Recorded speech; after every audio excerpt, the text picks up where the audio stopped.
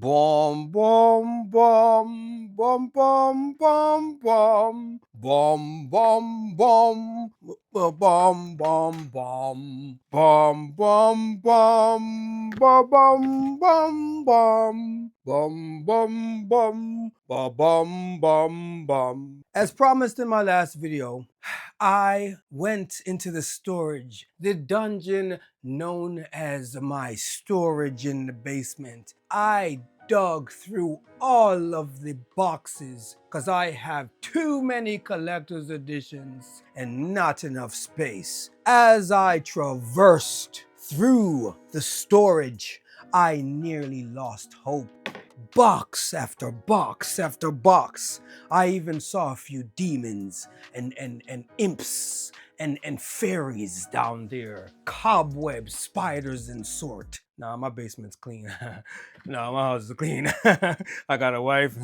It has to be clean at all times. Long story short, I ended up finding my Inquisitor's edition for Dragon Age Origin, and it actually reminded me why I stopped collecting collector's editions in the first place. For those of you who don't know, I used to be a connoisseur of collector's edition. I used to buy so many collector's editions back in the days when the collector's edition actually came with the games. But I stopped because of two reasons. One, I ran out of space. I have too many collector's editions. I know that sounds weird, but after a while, these boxes take up a lot of space. So I said, you know what? I'm done. I'm just gonna go for the physical deluxe edition or what have you. Then they started taking the game out of the collector's editions and still kept charging premium prices. And I just couldn't get beside that. The second reason, I guess that was kind of two reasons, so I guess this is the third reason. The quality of the collector's editions, I felt, took a nosedive in the mid 20-teens-ish, right? For example, I have The Witcher 2's collector's edition. That thing is like solid. It's still in great shape, still looking really good. I have with The Witcher 3's collector's edition. I have all kind of collector's edition. I have a bunch of Final Fantasy ones. The last collector's edition I actually got was for Final Fantasy 16, which I actually like, but still, it's still not the quality of how it was back in the day. I can't believe I'm saying that nowadays. Dang. But anyway, we're gonna take a look at the Dragon Age Inquisition Collector's Inquisitor's Edition because I am fiending to play Dragon Age Veilguard, but I feel like as a BioWare fan and as a Dragon Age fan, it would be kind of disingenuous for me personally to play Veilguard knowing that I pretty much forgot the whole plot of Inquisition. So instead of going back and playing Origins, which I've played like 4 times, and Dragon Age 2, which I've played probably 3 times, I only played Dragon Age Inquisition once. So now I have Dragon Age Inquisition fever. I've been playing that game like mad. And yeah, I decided to actually put Veilguard on the back burner because I still enjoy this game. But this collector's edition, I don't know. So let's find out. Let me switch my view up. Oh, and add some color. All right, so I had to change view. This box is too goddamn big. I told you, collector's editions are hella cumbersome. All right, so here's the collector's edition, the Dragon Age Inquisition edition. The collector's edition that actually came with the game. A game that I cannot find because the game itself is a casualty to storage. It's in a box somewhere and I simply do not have the seconds, minutes, or hours to look for it. So you're just gonna have to believe me when I say it came with the game, not like nowadays. All right, so it comes with this like plastic thing, which I have grown to hate. It is a bastard taking out the actual collector's edition out of this damn plastic. The reason being is because of static. Oh, you see, it gets stuck halfway. Okay, maybe that's not that bad.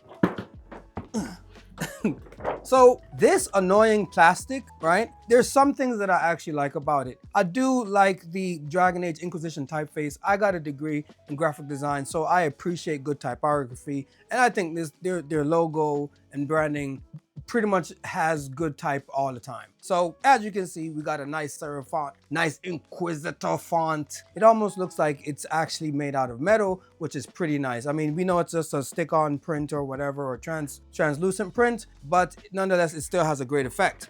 On the back, we got the contents of the Dragon Age Inquisition edition, Inquisitor's edition. So no need to look here, we're about to get into this box. Here is the actual edition without the annoying ass plastic. I gotta be honest, man. I don't like this texture. It reminds me of fake snakeskin boots. So I know what effect they're trying to go for, but I felt like they should have went with something else, to be honest. And I just think it feels rather cheap for one of these big premium editions, but that's a story for another day. As I said, around this time, the quality of collector's editions started to drop hotter than hot rocks. So you can literally go back and look up collector's editions and see the decline over the years.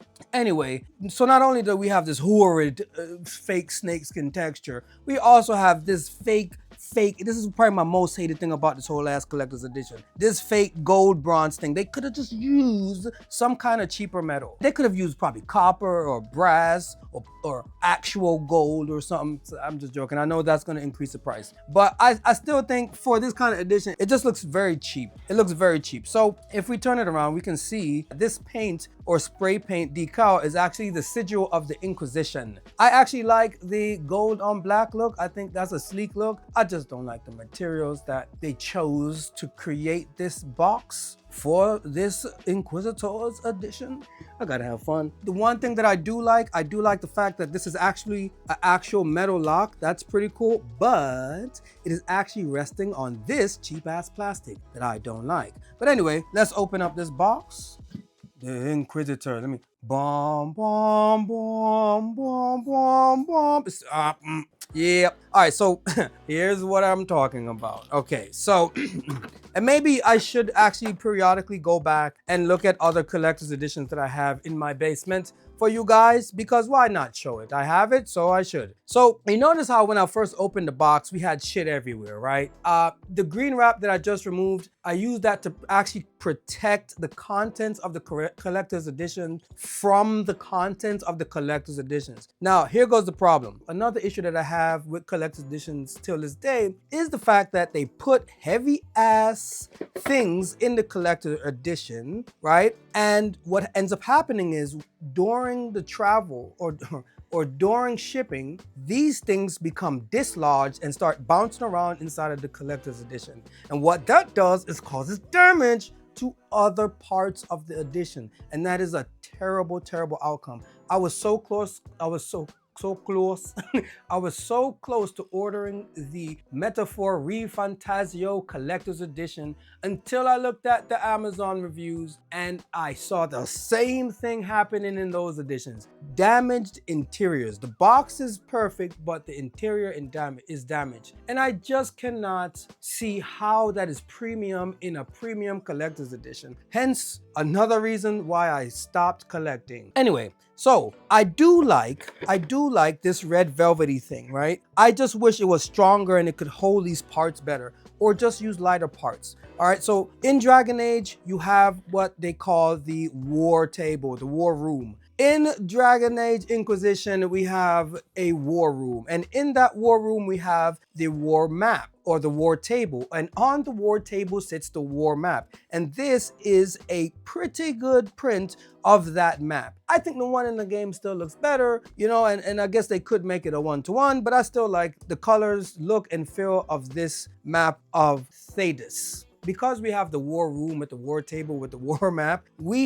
in the game, we actually use these war icons or players or what have you, and we place them on the map. So in the game, you would see these same map markers within the game, and that's how you actually choose your mission. So I thought it was pretty cool that they included that in the collector's edition. I thought that was a good touch. Now, here's the thing.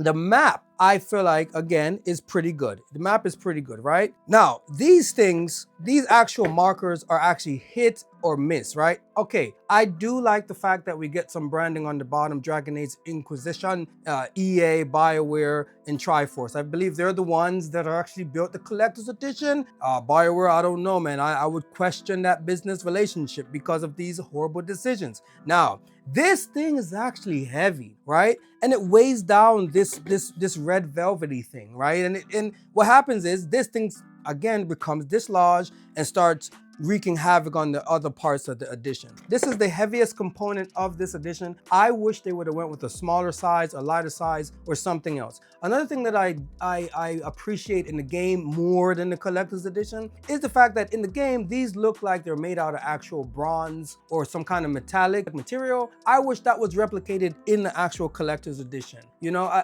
they look so cool on the war table that it's a shame that these things don't shimmer and shine like they do on that table. So here's another one. This one is a lion head with some kind of weapon, Inquisitor's weapon, which is pretty cool because it also has the branding on the back. Here we have 2 keys crossing paths. I actually really think the detail on this one is pretty good. And here is a piece that actually broke my heart. This was actually one of my favorite ones, but because of the heavy ass castle walls, the wing actually broke off. That made me so angry the first time I noticed that. Now, these things are kind of annoying. I do like the detail. These are Inquisitor sigils. I do like the detail on them, but the problem with it again is you end up getting damage. They end up getting damaged, and that really sucks. These things right here are very fragile. These tentacles that come off of the emblem, and one of them actually broke off, and it was actually shipped like that. And yeah, you can already, I'm ranting. I'm expressing my grievances here. But one thing that I do like about these sigils is actually the battle damage that's within it. Again, I think these would look better in some kind of metal, had some kind of metallic finish, some kind of shininess to them. That would have been amazing. I have no idea why they sent 2. I mean, one good one could have sufficed, but they sent 2. On to better parts of the collector's edition. So, in BioWare's Inquisition Collector's Edition, we get the bag. And for those of you who don't know what the bag is, it's that money. So in Dragon Age Inquisition, they use a currency called severance. They use the currency known as sovereigns. So these are the sovereigns. I believe they belong to the Empress. So I really like these. They look like actual Bronze Age money. And yes, it's still plastic, but they have a bit of weight to them, and I really like that. So you get 8 in total, and I believe they're all the same. Some of them actually look different from the other one. Like some of them, like this one's a bit darker. This one is shinier. So I really like that overall change between them. So like I said, you get 8 of them, and they have a really nice weight to them. So I can appreciate the doubloons or the sovereigns. Now, this little pouch was actually one of the things I was actually looking forward to, even though I never play a rogue or a pickpocketer in any RPGs. I tend to stay far away from rogues for some reason. I actually like the fact that they included this inside of the collector's edition. Now, the only problem is it's horribly made. It's horribly made.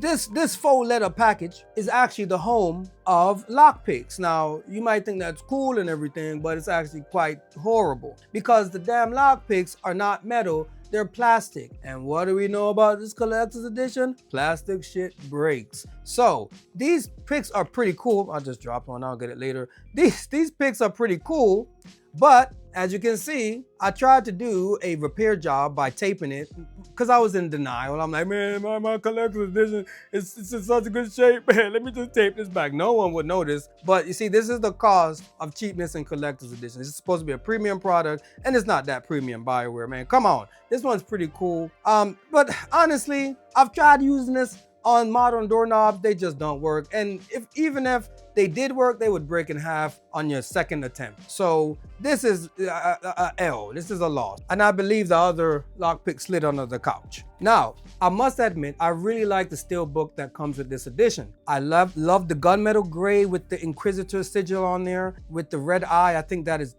looks really good. You can see scars and battle damage all over. I really like that. I wish they had some branding on the side. Maybe Dragon Age Inquisition just in a lighter gray would have been nice. You open it, you get a map of Thetis, right? You get a map of Thetis, but one of the cool things is that same embossed sigil is actually pressed through, and it shows as a imprint in the map itself. And I think that's a really cool effect. I remember liking that a lot back in the days, and I still like it now. Next, I'm gonna have to clear this table for the next thing, because this is actually my favorite thing in this entire edition. This redeems some of the nonsense that goes on in that box. So here we have the cards. So let's just go through them, because this is gonna be fun. Whoops. So these cards have a semi-gloss feel. It has a nice stock paperweight to the cards.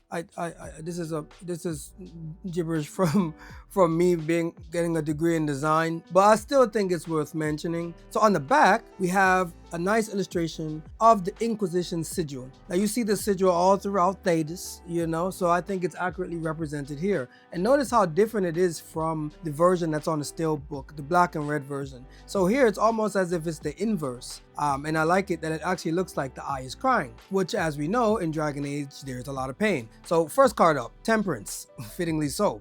This card is very, very nice. Now, I really like how dynamic these compositions are, and I love how they bounce around colors between red and blue. It's almost like the yin-yang effect.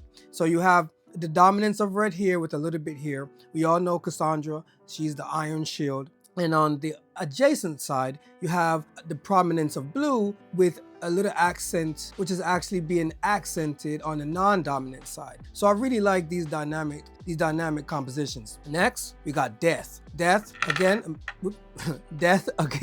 we got a nice monochromatic card, very beautiful. The Hanged Man, this is featuring Sarah. She's kind of odd, but I like her. She's a part of the squad. I like how they use the figure here to kind of guide the composition. It's really nice. Again, we see that Inquisition sign behind her in the background, and I like how you can differentiate that from her that's in the foreground. I think it's really nice. And I really like the use of foreshortening. I tend to use that a lot in my work. So I like to see other artists in other styles utilize the same techniques. The King of Staves, very beautiful. The Queen of Staves. Now we all know who this lady is from Origins. I believe her name is Morgan.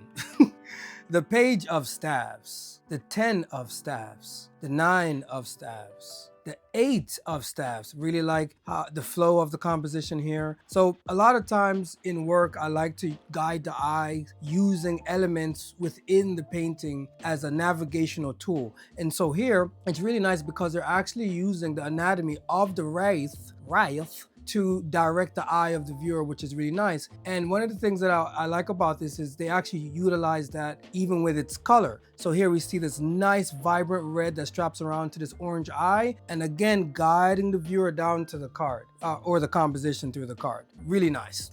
The 7 of Staves, the 6 of Staves, the 5 of Staves, the 4 of Staves, the 3 of Staves, the 2 of Staves, the Ace of Staves, the Knight of Swords. This is a pretty cool one. For some reason, this reminds me of Star Wars. I'm not the biggest Star Wars fan, but I respect Star Wars, man. I respect it. You know what I'm saying? So the fans, just let me know what this reminds you of in the comment section. The Queen of Swords. Now, this is actually a really cool character, Liliana. I remember the first time Liliana made her appearance in Dragon Age Origins. I kind of thought she was kind of lame, but I really liked what they did with her DLC in Origins. They kind of go back into her back story and explain how she became a spy or a rogue or assassin.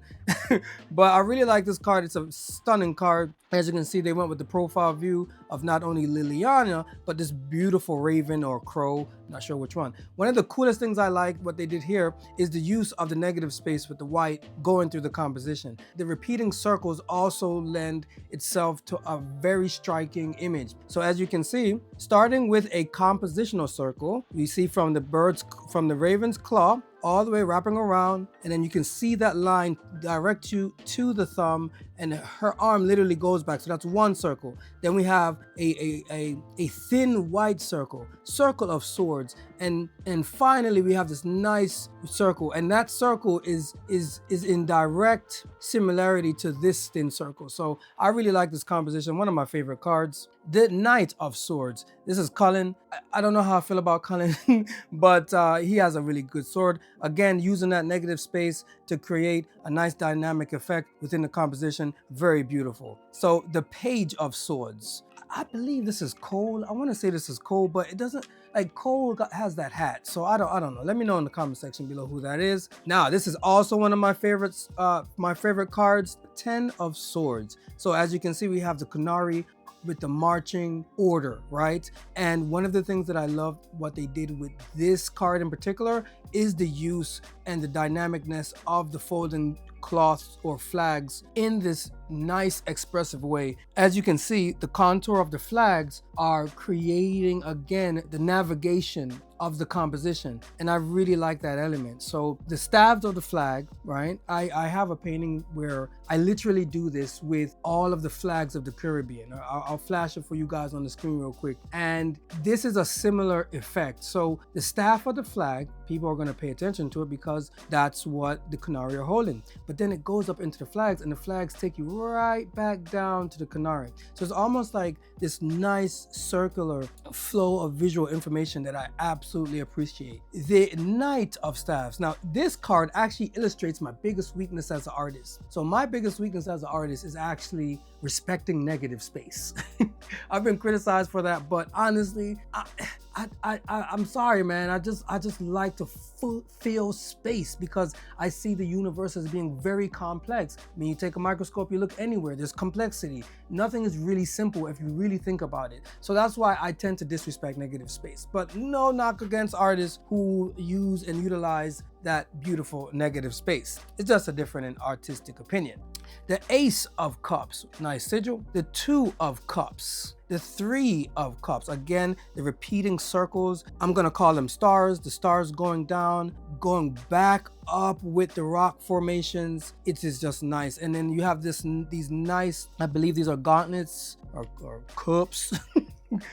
Leading up and supporting the visual direction of the rocks going up. I keep dropping these damn cards, man. I'm gonna speed it up. The Fourth of Cups, the Five of Cups, the Six of Cups, the Seven of Cups. Really like the dynamic composition here. Again, the motion is just spot on. I can't go through and explain all of these because we'll be here forever, but I'm just gonna let you know which ones I really dig. The Eight of Cups, also another one. The Nine of Cups, very nice distinction between the vibrant reds and the dark background. It really makes this card pop. I really like the graphic design elements off to the side here. It's just really beautiful. Oh, and not to mention the actual cut of the illustration is really nice. Nice use of negative space or inverted space here to place a design element within the composition and not make it look as if it's separate from the artistic integrity of the card. Really nice, really nice. The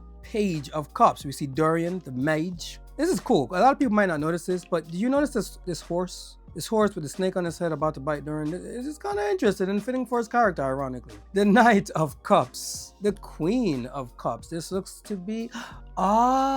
this is Viviana. Yeah, I know I'm not... Oh, this is a kind of a spoiler. Don't look into that card if you haven't played the game. The King of Cups. So we know who this a-hole is. The King of Coins. The Queen of Coins. Josephine, I really like her gracefulness in my court. The Knight of Coins, really like this. This is actually what looks to be a falcon flying down, trying to get his prey. As we know, there's this constant conflict between the Templars and the Mage, and this card really, really, really is a great symbol for how the Templar treat the Mage. But a lot of people would disagree with me, so let me stop joking around. The Page of Coins, really nice. The 10 of Coins, Kunari. The 9 of Coins. The 8 of Coins. Very beautiful negative circle there. Oh, and look, so here we can see the inverse, or this negative space element here is actually different depending on the type of card, and I really like that nice visual touch. The 7 of Coins. So people always wonder what the Kunari female look like. This is a Kunari female. It's like, I'm just joking. There's a character that made that comment in the game, and I'm directly talking to her. Yeah, I don't really like that character. Anyway, the 6 of Coins, the 5 of Coins. That looks like Solus. Well, that's not Solus. Solus doesn't use the arrow. The 4 of Coins, the 3 of Coins, the 2 of Coins, the Ace of Swords, the Ace of Coins, the Two of Swords. Oh man, these daggers are just spot on. I actually have this dagger. I forgot what it's called. It's pretty badass. I think the gear is actually randomly generated. But anyway, the Three of Swords, the Four of Swords, the Five of Swords. This is a really nice way to use, again, those visual elements to direct our eye. As we can see, this looks like it's some kind of a rogue assassin, you know, marking his targets as he should. The Six of Swords, the Nine of Swords. Oh, this one's amazing. Oof, oof. The Eight of Swords. Oh man, this right here is just great visual design. Now I will admit, I'm not sure about that hand, but hey, let me know what you think. The Nine of Swords. Justice. Now, I keep thinking this is Blackwall, and I don't know if I would use Blackwall as a symbol of justice. I don't know. His story is a little shaky, man. I don't know. The Fool. Now, I'm not going to call Sarah a fool. She is odd, but she is still a part of the squad. The Magician. Now, we know this is Dorian again. Pretty dope. The High Priestess, Vivian. I like how her staff turns into a serpent. I think that's pretty cool. Like the visual direction of the dress. I think it's just really nice. The Empress, the Emperor, the Hierophant. This is Solus and the White Fox or Wolf. Very fitting for a card. There's a lot of messaging in these cards that I really appreciate. And once you know the story, you pick up on certain things. And it's odd because every time I look at these cards, I'm starting to notice different elements of the story come through. A lot of times people will just gloss over art and not actually try to consider and take in the meaning. And that is, I think, a huge disservice to art in general. It happens to my work all the time. There's a lot of messaging in my work that I'm probably gonna have to do a little breaking down at some point, but that day will come. The Lover's card, you know, that's definitely Varric and Bianca. The Chariot card, I think that's Dorian again, man. I think that's Dorian, but the mustache. The Hermit, that's definitely Solus. The Wheel of Fortune, this is Iron Bull. Now, again, this is actually telling a lot. It's actually saying a lot. I really like Iron Bull. I think he's a charming guy, like probably my favorite Canary. Strength. The World card. Judgment. The Judgment card. Judging the judged. The Sun. Varric, you know, as a businessman, again, he is a merchant. Pretty dope. Now, I really like this card. This card it reminds me of Cole. I think it's definitely Cole. Cole is a very interesting character, especially when it comes to identity. So I think this card adds to the confusion of the identity, and that's actually why I really dig this card. The Star, that's Sarah. Again, Sarah, you know, she's a character. The Devil. Now, I disagree with this card. There's no way Iron Bull is the devil. You know what I mean? And maybe that's not even Iron Bull, but it's a Canary. And I don't like the fact that they take one of the most charming characters and they give him this card. I think it's kind of jacked up. Anyway, the Tower card. And there you have it. All the cards in the Dragon Age Inquisition Inquisitors edition. I hope you guys enjoyed this unboxing. I had a lot of fun unboxing this thing. It's been sitting in the basement for years and it's finally seen the light of day.